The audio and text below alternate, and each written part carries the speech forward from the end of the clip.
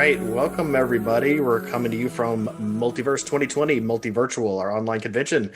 We'll start out this panel. This is our guest of honor hour with the awesome Liz Gorinski. We'll start out by introducing who's here on the panel. I'm Jesse Adams. I am the co-chair of Multiverse Convention and co-host of Glitchy Pancakes podcast.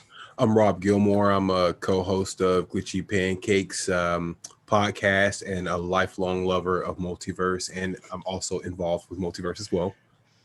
And I'm Allie Charlesworth. I'm co-chair of Multiverse and co-host now of Glitchy Pancakes. So, yes, and with us, as we mentioned, we're really excited and honored to have with us our 2020 industry guest of honor. Liz Gorinski is the Hugo and Alfie award-winning editor, founder of Erewhon Books, which is an independent publisher focused on novel-length speculative fiction. Liz started her career at Tor Books, editing a list of popular and highly acclaimed works by authors like Mary Robinette Kowal, Sherry Priest, Liu Cixin, Annalie Newitz, Catherine M. Valente, Jeff Vandermeer.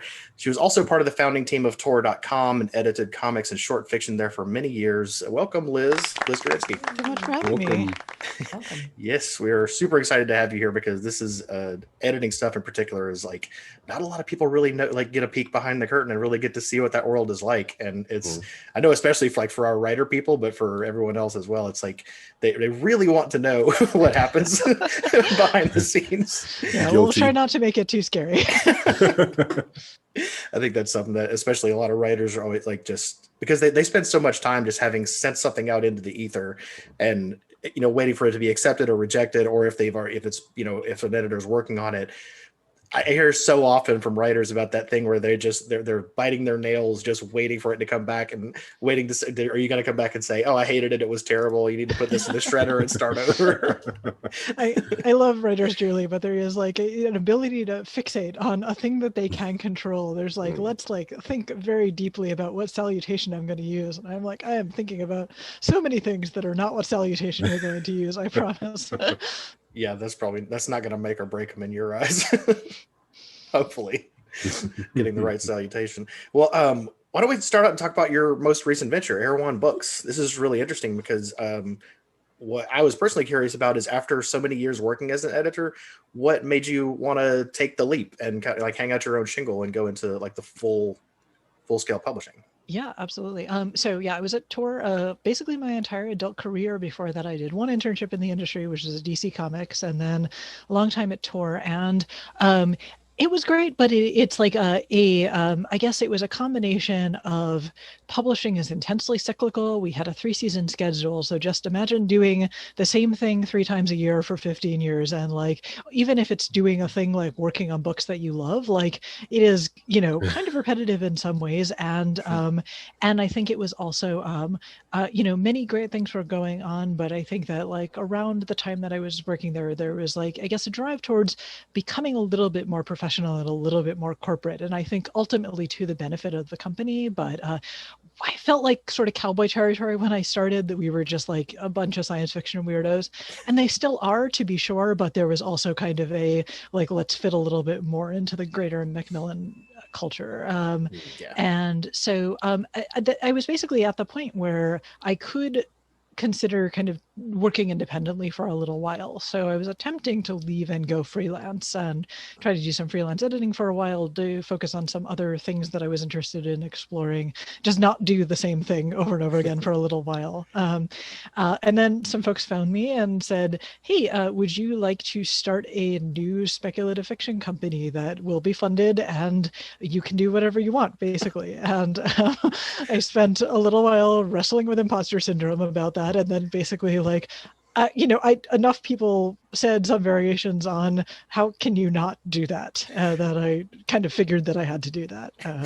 And that's where we started. And it's been about 2 years. It definitely doesn't feel that long. And I think that's partially because in addition to building up a press and the fact that publishing takes a long time, we were also just like starting a company from the ground up. And like, so all of that, you know, kind of takes a little while, but we're finally at the point where we've got some books out in the world. Our first book came out in March, actually like the first week that we were in national lockdown from the pandemic. So it's been a strange year, but we wound up postponing a few books for a little while, partially to figure out kind of how to better publish into this arena. And now we had our, the second book came out last month, and the third one will be coming out a week from now, a week before you'll be seeing this, basically. So we're starting to get things rolling, but it still feels very new in the grand scheme of things because new things are happening every day. Yeah. So how is it going in the time of Corona? What's changed for you? Yeah, well, I mean, I think a lot of it is the in-person interaction, and that's true in every case. But I think that it's the biggest things are going to be basically like, not going into an office. We were a small team, but we did kind of work together all in New York, and now we are spread across the country. And so learning to, kind of just manage people that are not in your space, and or work with people that are not in your space. And previously we have a distributor that we work with, and we would go to all their meetings in person and just basically be aware that there was a larger company that was supporting us. And then the larger industry, we would go to booksellers conferences, librarians conferences, go to international rights fairs in Frankfurt and London, science fiction fantasy conferences. I would, be in Atlanta in a week from now in a normal world. And all of that has just stopped. So it's, I think we have our fair share of virtual meetings and trying to figure out the virtual convention thing, but that is a big change. In-person book selling, that for, I would say, the first 4 or 5 months, just retail was not existing in a lot of different places, and now it's still in a vastly different shape. So very quickly that changed from it used to be some amount of the buying public would walk into a store and browse and pick up something that looked exciting. Mm-hmm. And now almost all of that is gone. And so one of the things that has shifted there is that it's harder to get traction as some of the tricks that you used to get traction as a writer that's not already a bestseller are just gone. They're off the table because you can't get somebody picking up and being like, oh, I like this cover and here's some interesting blurbs. It's a lot of people that are buying what they know they want already. So as an indie publisher, we don't have a publisher name that people know yet, and we don't have author names that we're doing a lot of debuts and a lot of people that are doing new things. So it's definitely we're having to work a lot harder, I think, to just make sure that people are noticing the things that we're doing. And we're not existing publisher with 50,000 Twitter followers. We just are kind of building our fandom now, let's say. Are there any benefits to having to do this type of business while you're at home or dealing with the virus? Let's see. I mean, I think some of it is just the way that we work, and when I'm editing, I need to be in kind of an intensely insular place. And so, it used to be that I would kind of have to either stay home for those periods or carve away time. And so there's always something nice about just not having anybody kind of watch what you're doing at all. I can tune out for a few hours and be like, okay, now I'm going to focus on this type of work and then get back to that. And, we're learning new tricks. And I think that figuring out kind of what's really necessary. Do we need to have a sales conference where our distributor, where every sales rep comes from around the country? So we miss the part where we get to talk to people face to face and schmooze. But then there's some ways where when you're presenting a list of books and you can do a PowerPoint presentation and people get to make commentary and talk to each other in the chat, there's something nice about that. So I think a lot of it is, I think all of the accessibility of book events has increased massively. That for a long time, authors would, first of all, it's expensive to send people places. So unless you're a really huge author, you can go to 3 or 4 places maybe, and then you get the 20 to 40 people that live in that town that are sort of already know that you're going to be there, that might see your panel. And now, we our first book, we had 7 different events in 7 different cities with 8 or 9 different authors, and it's not always necessarily like huge people that are coming out for them, but they also will live in posterity. And so, the chances of, there was one reading where it was like we had somebody from Singapore, somebody from London, somebody from South America, and then a bunch of people from different places around the country who they might never get book events for, especially a debut author in their locale. So that's all really nice. That is cool. It sounds like with the if done right, it really can give you more reach potentially, just because it's shaking things up to where you can't do the in-person events, but you're also not really stuck putting all of your time into those in-person events as far as promotion. So you can, like you said, find those other tricks and find other ways to reach people. Um, what what are you thinking, like, as far as your as far as Erewhon, because it's odd timing. You come out with your first book and then immediately everything changes. The rug kind of gets pulled out from under you as far as the standard way of doing things. So what are your goals for, like, how do you see Erewhon as standing out, like, as a publisher? What is it that you do in terms of who you publish, your catalog that you're looking to have in the future? Yeah, absolutely. So our mandate is we're attempting to publish kind of all speculative fiction, but we're using speculative fiction very advisedly because we're trying to do things that are somewhere in between, basically on the literary end of science fiction and the fantastical end of literary fiction. So another way of looking at that is that we're just trying to do things that are really high quality, like kind of imagining that every book on our list could be an award contender for just one of the finest speculative fiction books that's out there. Which I realize is like a big lofty thing to say, but we have, I think, both Sarah, my co-editor, and I have some experience with like defining things that wind up being standouts in the genre. So we have a small enough list that hopefully everything can have that kind of like unique and special appeal.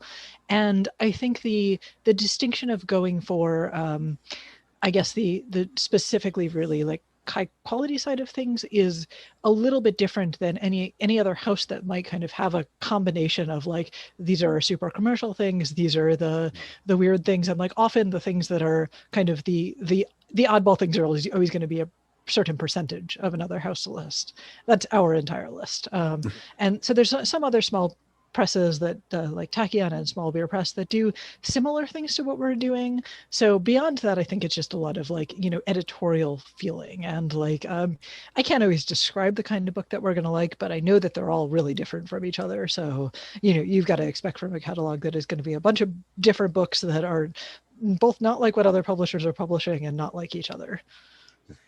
Okay. Yeah. Good variety, and definitely the highest of quality. And you mentioned that having worked on stuff that's known for significant literary merit, and the one that comes to mind for me immediately is the Three Body Problem. You must have known we were probably going to get into talking about that. I mean, that's weirdly, not so weirdly, but it's become like the most prominent thing that I've done by a mile. It was also completely unexpected that when I started out, I spent a good year just trying to convince people that anyone would read a 1,000,000+ word Chinese science fiction epic. Like it seemed very improbable at the time. It sort of still seems improbable now, but like, I loved it and therefore we did it. And sometimes everything that happens after you publish a book is like beyond anything that you can actually control for. You had to do some work selling that idea. It sounds like really, yes, absolutely, yeah. Because for people that don't know the background of it, it's written by a Chinese author. It is very long, and it's nothing like that had really been given. Well, tell me if I'm wrong. You know this better than I do. But it hadn't really been given the time of day. Nothing like this so far by the major publishing houses. And they probably had their preconceived notions of how this would do and what it looked like as a business proposition. So what did you have to do to change that? I mean, how did you, because I assume you ended up having to sell this thing yourself in a lot of ways. And so I think that probably the biggest factor there is translation. Was I am in retrospect, like almost like our genre was in a sort of retrograde place with regards to anything outside of our experience, and like everything has shifted so much in the past few years. Not only in terms of like increasing all kinds of representation, but like embracing other things. But there was a while where many people who were good readers, read everything in fiction, would just be like, I don't read translations. I don't, like that. I'm not into that. And that was an acceptable thing to say and feel. And I'm sure that some people still feel that way, but there had just been nothing that was a crucial translation to read, really, outside of like, let's say classics like Gabriel Garcia Marquez or things of that sort. We had, prior to the Three Body Problem, there was, if I can recall correctly, I think that maybe 100 Years of Solitude was a World Fantasy nominee, but aside from that, no work in translation had been nominated for any of the major awards. Wow. Maybe a few short story nominations, but it was just like these works were not getting recognized. And that to me is really sad, that there are really significant and powerful speculative fiction traditions in just about every country of the world that like has enough people to write there. And just by a virtue of people feeling like it's not going to sell, things were either just not picked up. It's also hard and expensive to do translation, so they just like would largely not find a platform. And then when they did, the expected audience would be a tiny fraction of the even something that is immensely popular in its home country, like the Three Body was. Like just people wouldn't expect it. So yeah, I think at the beginning I was like almost like back channeling the translation aspect, and I was talking about the fact that Ken Liu is a translator and he was getting prominence for his own writing career, so I'd like play up his profile. And I think I just talked about the fact that it is like really big idea hard science fiction, the kind of like golden age science fiction that a lot of people really love and respond to, and we just don't have very much of these days. So I would play up the aspects that were not necessarily about the full story behind it. But when you're publishing a thing, you've got to find what you think will connect it to the most readers. Right. Is that one of the things that you guys try to push is getting those translations out there so people can, be exposed to them? Yeah, I mean, I think that's really important, both like for reminding us that we're not, America is not the only country, that there's like many other things going on. But I think also in terms of like being a reader who is exposed to all kinds of things, that clearly there's a very wide range of publishing that happens in English, but it is a small part of a global publishing tradition where sometimes the expectations and the kinds of writing are very different than what we do here. So I think that we are losing out by not looking at the global stage. Absolutely. That's right. So can we look at the editing side of things? Say I have no clue what an editor does. And I walk in and say, "Hey, Liz, can you tell me what you do? What does an editor do?" Yeah, absolutely. Yeah. So I guess there's kind of two parts of that, and one is the actual editing, and that's the kind of thing that people can assume that we'll go through and basically like starting from the beginning of the manuscript, kind of read it and like talk about it from a structural and character perspective, and like ask the writer to revise it and then take it back and then maybe do some line editing of the work. And that's all really important. I love doing that. It's probably 10 to 20% of what we do. And the other parts of that are being a project manager for the book, being a booster for the book, selling the book to other people, and also acquisitions, building up the list. And so in practically any house, somebody is going to spend the most of their time. Like imagine almost all of when we would go into an office, almost all of my office time would be spent kind of doing the things that are like the interfacing of the book. How do we explain this? What is the copy that we're writing? What does the cover look like? Where do we think we're going to do the cover reveals, or talking to the publicity department and the production department and all the other spaces about how we best serve this book and how we get it out there. And then some amount of like selling of the house, that even a house like Tor still needs kind of folks to sort of stand up and like talk about what it's doing in the world. And a house like Erewhon especially is just kind of a lot of communication about who we are and what we do.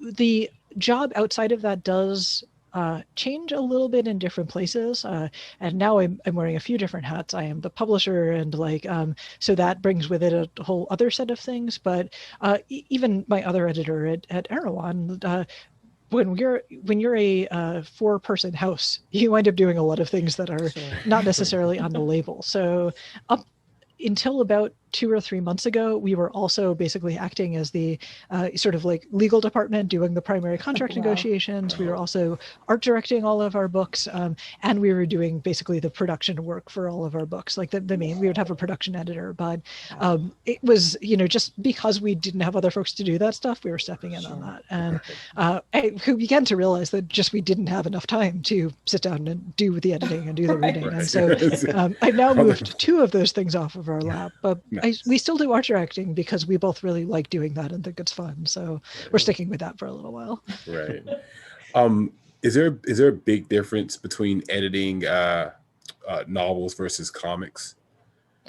Yes, I had, let's say, I've only done 2 or 3 full-length works of comics and a bunch of short comics, and I think that the difference is primarily going to be, first of all, the amount. Let's say, I feel like it's an iceberg thing that in novels, it's almost the most direct translation between, let's say, a singular vision and what the recipient sees, in that every word that is in a book is going to hopefully get read by somebody that's reading it. Right. In comics, you're still working on vast majority of work that is kind of or at least the script it comprises only a small percentage of kind of the labor that goes in there. So when you're editing a script, like starting from the beginning of that, you will be paying attention to the specific words that fit in the balloons, and you'll be thinking about, okay, does this panel description make sense? But then you will spend a ton of time thinking about, okay, now we're going to like look at thumbnails, like is the visual vocabulary coming across here, looking at the final art and being like, is this legible? Like, does this make sense? So you spend a lot more time there kind of thinking of the visual presentation side of things, and the actual words are 10% of that. That's an interesting career arc you've had, from comics to tour to literary fantastical. That's you kind of have covered a lot of ground. Yeah, I guess to some extent, though, there's so many kinds of books, and they're all like very, very disparate from each other, that it does feel like a similar corner of the universe. But I got into publishing because I wanted to make comics to begin with. Like when I was in college, I spent almost all of my recreational reading was comics. I really loved it. I was excited by it, and so I started there. And it was I still do love it, but I just spent a lot less time on it. But at the Right. time, it suddenly occurred to me one day that people had jobs where they worked on comics, and that sounded like the most exciting thing. And I sort of wound up interning at Tor by accident, and just turned out that was also a thing that I really loved. And ultimately, I think I do like editing prose books a little bit better than liking comics, but some of that is just like, I don't know, just like all the other things that go along with it, that it feels more like a kind of holistic thing. And I'm honestly less confident about, I'm less confident about editing pictures, as it were, because I'm not an artist. I am a pretty good, prose writer at the line level, so I can say relatively confidently, like, this just doesn't sound good, but I can't draw for anything. And so if I'm like, gotta tell an artist, like, who actually knows what they're doing, hey, this doesn't look very good, that's like, feels a little presumptuous to me. Well, it sounds like regardless of what you're editing, there's what's striking me about that is that it seems really like it's probably really enjoyable to have a certain sense of ownership of the thing, like of the entire package, like the entire universe of the book, because you have the writer who's, not that this is all they have to consider, but they're concerned primarily with the prose and with the content of the book. You have a significant effect on the content of it, but also on what it's going to look like, who it's going to sell to, who's going to put it out, what its place is going to be in the market. Is that something that you particularly enjoy, is like visualizing where you want this where you want it to be as a finished product, and what place you want it to have in the market? Yeah, I like some aspects of it. And the thing that I like less is like the actual, like, selling a book as a product. That can sometimes be a little bit demoralizing, because you need to, like, honestly, just like, it shaves a lot of the subtlety out of the picture. But I do really like thinking about how to connect a book to its ideal readers. And some of that is the visual communication of just the first thing that they're going to see is the picture on the cover. Some of that is who are the comparisons that you draw, like knowing the market well enough to kind of figure out where does this fit in the whole, like, picture of speculative fiction and or literary fiction, and like wherever you're going to find it. And then finding ways to talk about it that, like, I think really do kind of get to the I feel very lucky to have, like, in our partner, our distributor, which is Workman Books, they had never done they'd done one science fiction and fantasy book before we came on board. They'd published Good Omens back in the day. Oh, and that was wow. their one book, and then Wow. took a little break. And so I was a little bit nervous initially, kind of like, how would it go over talking to them about like this genre that I hold dearly? But they just like totally, we're really excited to learn about it. And so I think that was like part of the art of like, not only, I guess it's a lot of like, sometimes you have to do the double work of first, let's connect this to the sales team in my own house, while realizing that the ultimate reader is going to be very different than that sales team. Right. And that can be kind of frustrating, because there's things where it's kind of like the vocabulary that I would use to like talk about the specific subgenre of this book and why it's going to excite people. Like a book that has like, really good physics is not necessarily going to, excite your salesperson. But I think that with our current arrangement with Workman, it really has felt like we have been able to pretty much just talk about like kind of like why we love these books and like what subgenres that they inhabit. And by and large, that's the same argument that we'd use to promote it to a reader. It sounds like your actual love of the genre itself and the various subgenres, that's a big part of selling it. Like it seems like people are always going to be at their most effective in terms of selling when they truly believe in the product. So I think it sounds like that actual real sounds like a lifelong love of comics and science fiction and fantasy is probably partially key to you being able to do this job well. So is it really a lifelong, I mean, did you grow up reading this stuff, or was there something in particular that brought you to speculative fiction? Yeah, so I've read it my whole life, and I think I went through periods of when I was a kid. I guess my first science fiction love was Hitchhiker's Guide to the Galaxy, and like I read Lewis Carroll, Roald Dahl, so definitely read a lot of it when I was younger. I went through a few different phases. I went through like a little bit of a mystery period, but I would say when I was like 12 or 13, like that was when I found the adult science fiction section of my library, and like that was just all I read for a little while. So I do really love it. Like I think that pretty much any media that I take in, except maybe like weird experimental theater, I'm always going to like it more if there's like something speculative. So yeah, it's definitely my flavor in life. And I think it is largely true that like the love is like useful. The only downside is I will admit that I'm like a little bit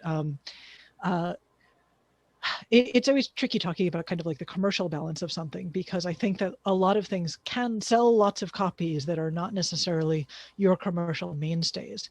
I'm also not a big fan of some of the biggest and most commercial genres. Like I read a lot of epic fantasy for a while. It's not my thing anymore. I just like, I think it, because I've seen not only read so many books in the genre, but like also just like read so much bad slush that is like of that genre that it's just like not a thing that I want to publish. And I think similarly, like with, I don't do much, let's say, classic straight down the line space opera or military SF or genres that sell tons of copies, like just not my bag. So I can't necessarily make a comparison to our giant bestsellers. So it's always a question of like finding, and I think that the world has helped with that, in that make a lot of comparisons to media these days, because like when we're talking about weirdo, let's say weirdo time travel narratives, like everybody's seen Russian Doll, so we can kind of talk about like, if you love this thing, I don't need to compare it to Star Wars. I don't need to even compare it to Game of Thrones. I can say, hey, that weird miniseries that you saw, like, it's a lot like that. Right.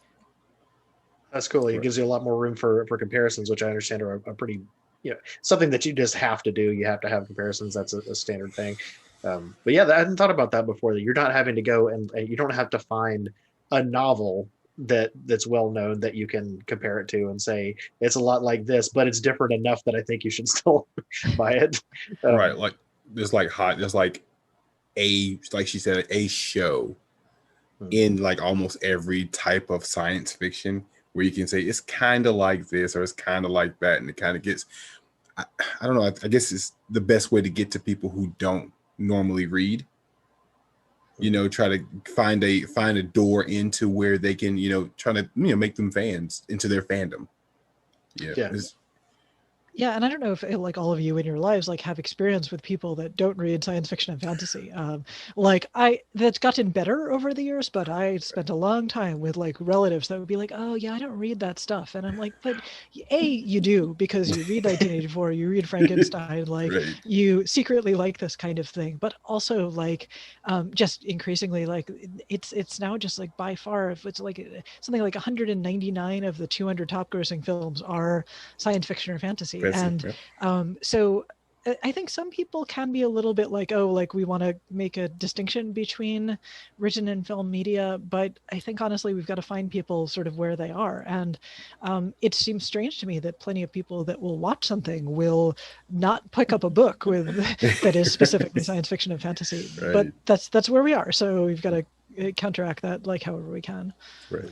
It does feel like it is getting a little better. I remember 15, 20 years ago, people were like, oh no, like it had to be very, very literary, you know, like we don't read that because that's, and I never quite understood what the problem was with it. Okay, sorry. I've always, no, I feel the same way. Like I'm totally with you on that one because that's Right. you know I grew up reading literally the first thing that the books that I learned to read on were the Chronicles of Narnia. So I was just portal fantasy from the beginning, you know, like and I just loved reading science fiction and fantasy. But for you know, I mean, I grew up in the '80s, and yeah, that was definitely before people were taking it seriously, and that's something that was always a source of frustration for me was that I'm like, but if you read the right stuff, I'm like let me loan you some books and you'll see that you really are missing out. Like it's not that this isn't for kids, this isn't trash, this doesn't have less merit. It's just as strong, and in a lot of time, you know, a lot of cases even stronger if you just get past the label on the shelf that you picked it up from. You know, if you can just ignore that. It's good to hear that it's getting a little bit better. And I was wondering what you mentioned earlier that you see like a lot of things changing, a lot of new voices being able to find a place and find some recognition. You have the inside track on that. Like there's something that we at Multiverse keep up with quite a lot as much as we can. But what are you seeing as far as recent changes and kind of the track you think things are taking in that regard? Yeah, so I think that there's kind of a few threads that are going on. Some of it is that there's like been I feel like the longer picture is like the social justice sphere within science fiction and fantasy, and like has always existed, but has definitely kind of been figuring out, let's say, like figuring out tactics for a little while. And I don't want to go too much into, let's say, what is not exactly ancient history, but sometimes I think that the like things that science fiction and fantasy have gone through are like sort of microcosm for what America is going through. And so when we went through the sad puppies and rabid puppies thing, like that was, I think, a little bit before.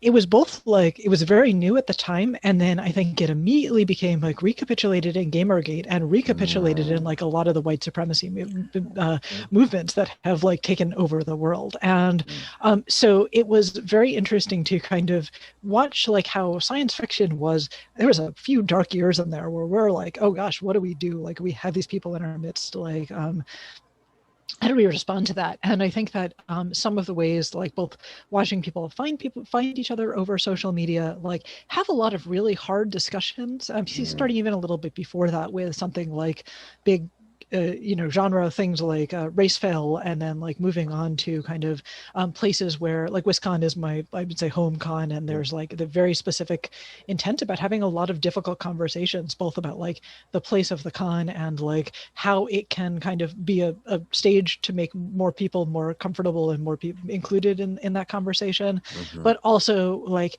how we then go and turn people that are like both that want the genre to expand and grow, and how they wind up having a kind of a voice in like what the genre looks like. And so some of that was the early work, and some of this might look a little bit like log rolling, but just kind of like very specifically, like let's nominate the works that we love that are not the most mainstream thing, that are not the like the kind of military SF that like is what old SF used to look like. There's some tentpoles of the genre that I still really love, but also we've grown a lot since then. So I think having the the awards reflect more progressive movement within the genre started to open that up a little bit. And then I think over the past few years, it's been things like really great movements like We Need Diverse Books, POC and Pub, and like I guess like parts of the Black Lives Matter movement that have like kind of influenced just like what are you doing to stand up for this within any sphere that you have influence in, either as a writer or a publisher or an editor. And it's like so I think it's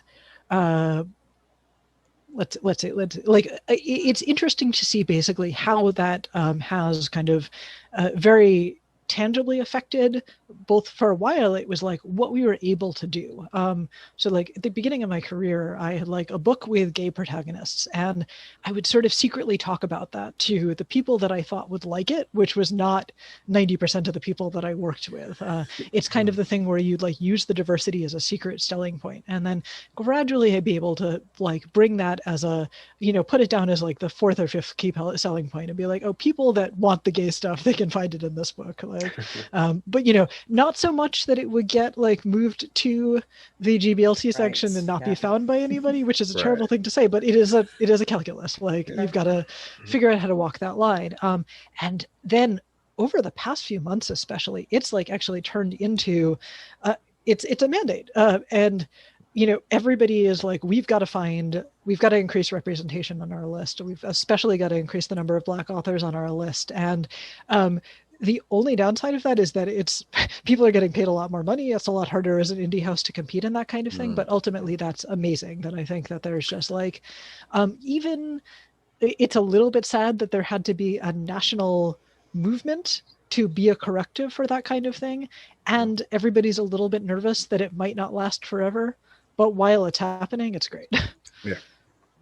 Yeah, and hopefully it's something where it doesn't fade away. Hopefully it's something where people, through this additional promotion and platforming and representation, more people, more fans find these things that they hadn't read before, and find authors and read stories about people that they're not used to reading about. And hopefully the effect of that, even if it's more of a burst right now, is that it won't fade away, but turn into something where, okay, now I'm used to that. Now I'm comfortable with that. And also now I know this group of authors.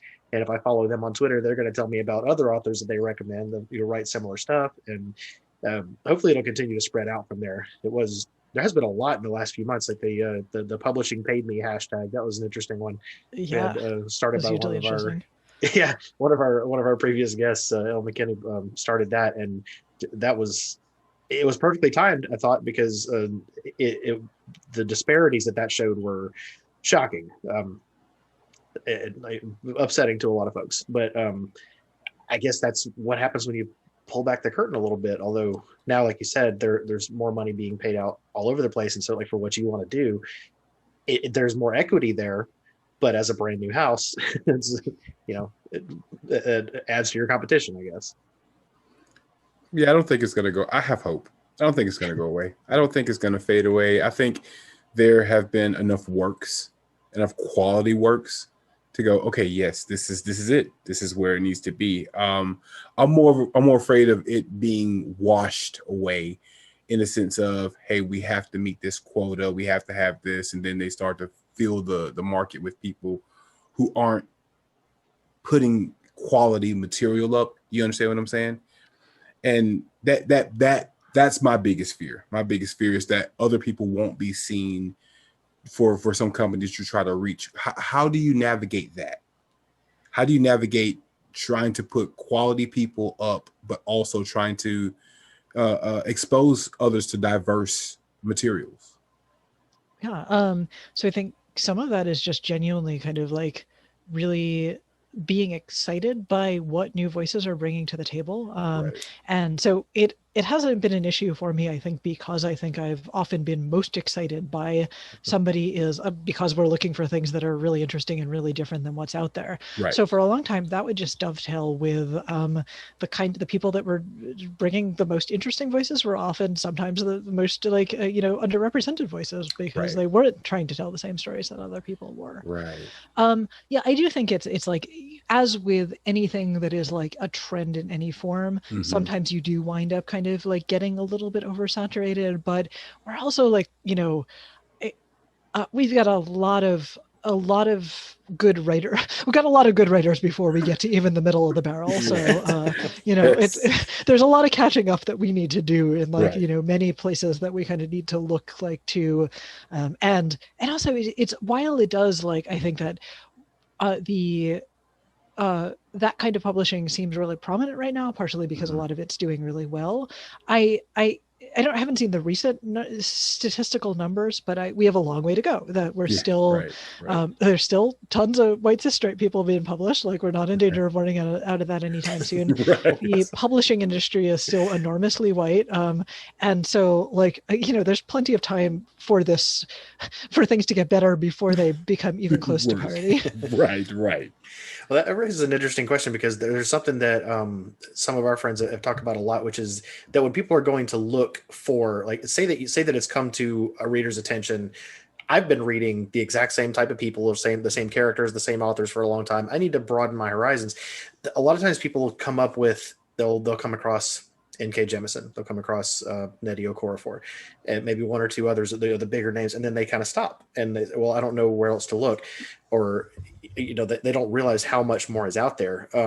Do you have any suggestions for people on, aside from Erewhon, of course, because that's going to be a great place to follow and watch for different types of fiction, but do you have any recommendations for how people can find just the average reader? How can you find something to really get outside of your lane? Sure, yeah. I mean, I think I do, like, our major awards are all, I think, like, I don't have a huge amount of time to read the things that I'm not working on, but from the little that I've read of, like, a lot of the people that are getting kind of that kind of acclaim and recognition, there's a lot of amazing stuff out there that you can find just by looking at your best novel, and, like, and if you want to read short fiction, like, all the better. Like, there's tons of material there, for anybody to kind of, like, find new folks to get excited about. And I think we're really lucky in science fiction and fantasy for having a pretty healthy anthology market. And like, so you can these days kind of find like a number of anthologies about sort of almost anything that you want and an emphasis on. For a while, I feel like the Queer People Destroy science fiction and fantasy and horror, the Disabled People Destroy, like, just basically, like, I think that there's enough people that are kind of like attempting to surface this kind of work that you can find something that focuses on like your specific subgenre and your specific group of writers that you want to see more representation of, and like try that, see what sticks out.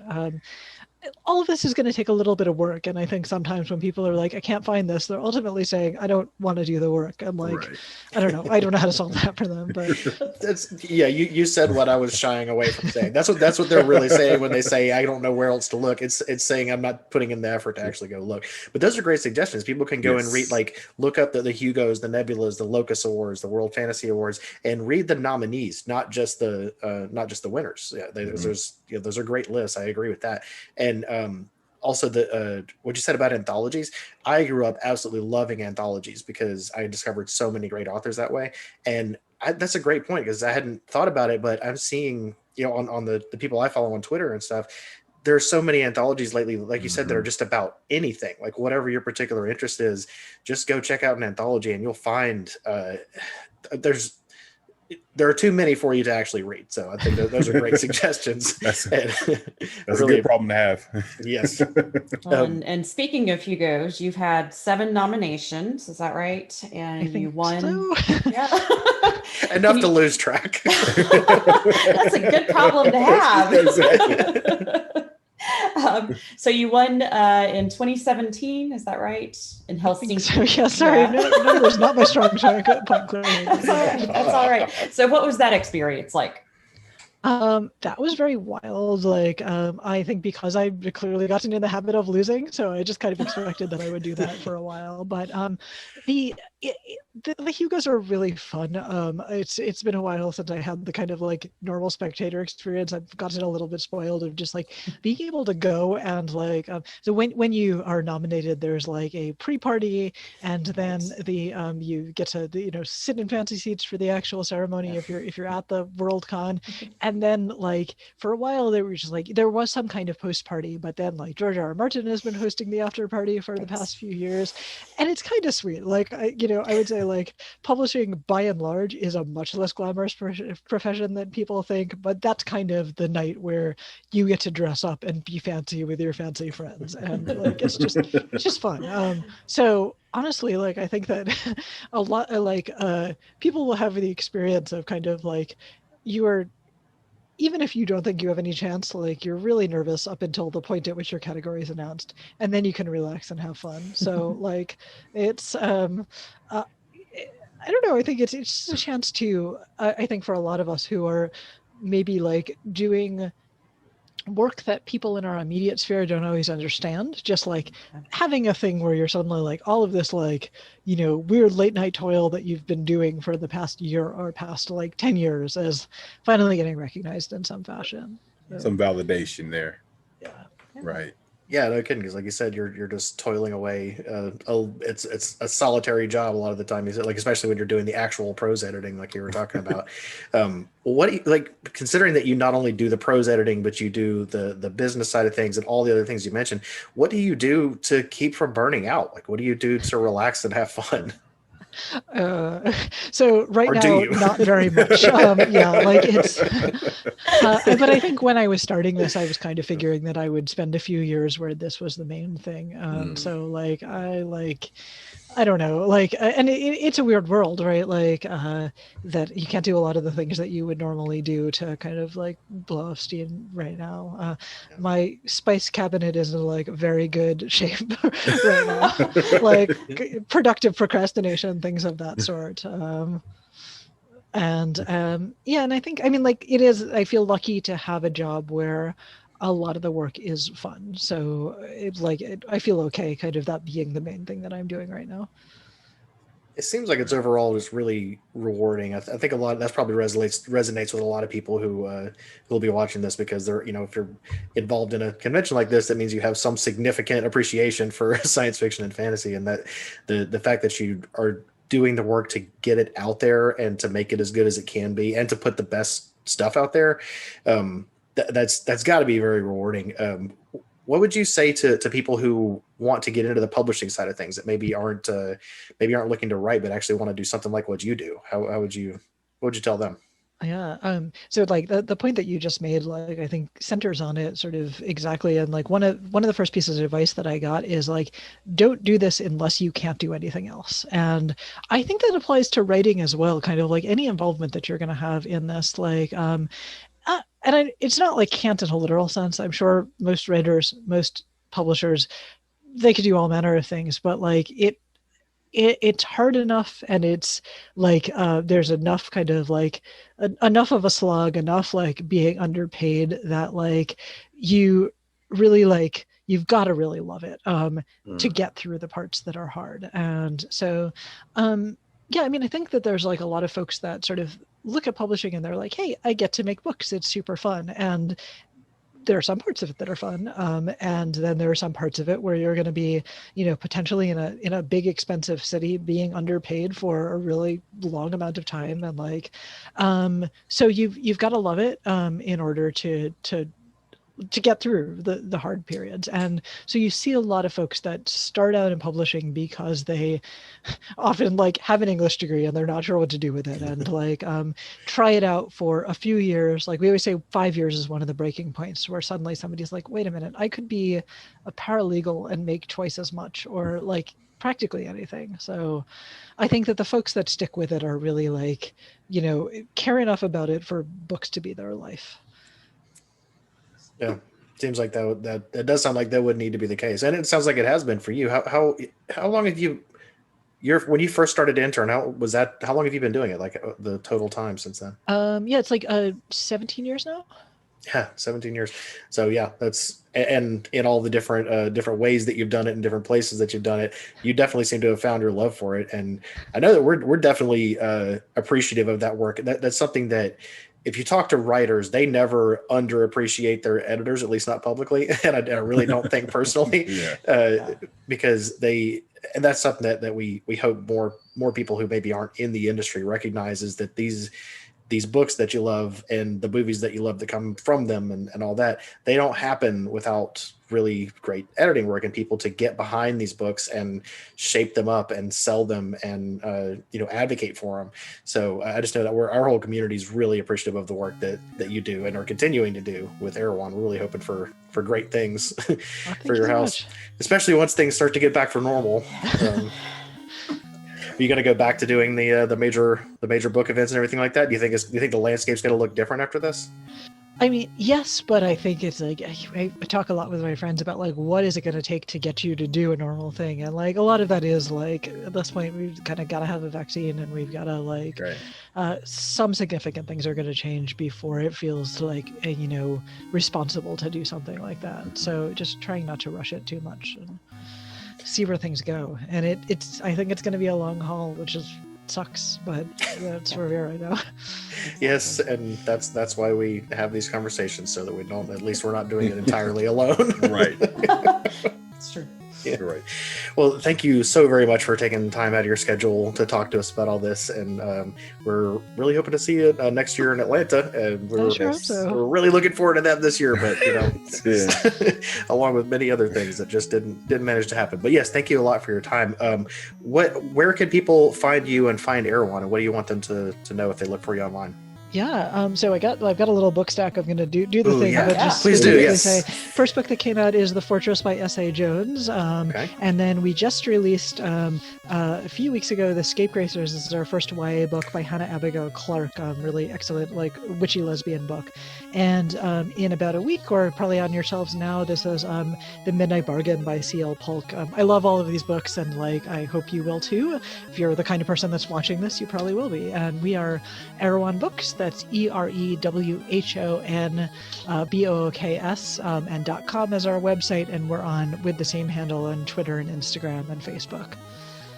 Excellent. And can I give props to the art direction there? So you're saying you enjoyed it. You guys did a great job. Those are great Those are great covers, right? Yeah, Nice. I've been seeing that Scapegracers cover all over the place. And it's just that's people have been sharing it around, even not knowing much about the book. They're like, "Hey, did you see this?" Right. Yeah. Thank you so much. The artist is Uncle of Riv, who is a tattoo artist who has never done commercial illustration before. That's She's amazing. Pretty cool. That's pretty cool. Thinking innovatively, that's how you get cool stuff. That's right. All right. Well, thanks everyone for watching. And Liz Gorinski, thank you so much for being here and doing this with us. And we wish you all the best in your future endeavors. Thank you so much for your time. Yes. Bye, everyone. Bye, guys. Take it easy, guys.